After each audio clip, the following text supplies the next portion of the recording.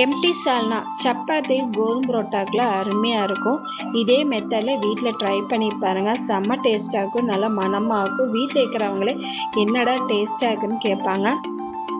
Mixie ஜாரில் அரை முடி தேங்காய் ஆட் பண்ணிக்கோங்க. அது கூட இஞ்சி பூண்டு ஒரு பச்சை மிளகாய் ஆட் பண்ணிக்கோங்க. அது கூட 1 டேபிள் ஸ்பூன் சோம்பு 1 டேபிள் ஸ்பூன் கடலை ஆட் பண்ணிக்கோங்க.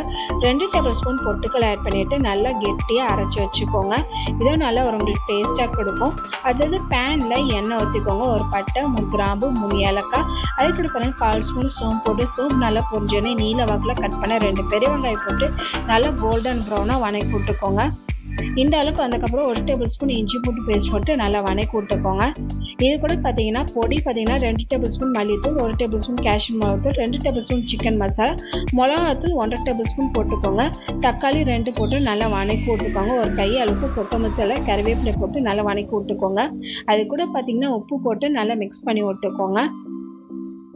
மிக்ஸ் பண்ணிவிட்டு நல்லா எண்ணெய் பிரிஞ்சு இந்த அளவுக்கு வந்ததுக்கப்புறம் தண்ணி ஊற்றி ஒரு 5 நிமிஷம் நல்லா கொதிக்க விட்டுக்கோங்க. கொதித்து இந்த அளவுக்கு வந்ததுக்கப்புறம் நம்ம அரைச்சி அந்த தேங்காய் பேஸ்ட்டு ஊற்றி தண்ணி ஊற்றி ஒரு 10 நிமிஷம் நல்லா கொதிக்க விட்டுக்கோங்க. கொதித்து நல்லா கெட்டியாக இந்த அளவுக்கு வந்ததுக்கப்புறம் லாஸ்ட்டாக மல்லித்தலை போட்டு இறக்குனீங்கன்னா ஹோட்டல் கிடைக்கிற அந்த எம்டி சால்னா ரெடி. டேஸ்ட்டும் சரி மனமும் சரி செம்மையாக இருக்கும். இது வீட்டில் ட்ரை பண்ணி பாருங்கள். இது கூட சப்பாத்தி கோதுமை புரோட்டாக்கில் அருமையாக இருக்கும்.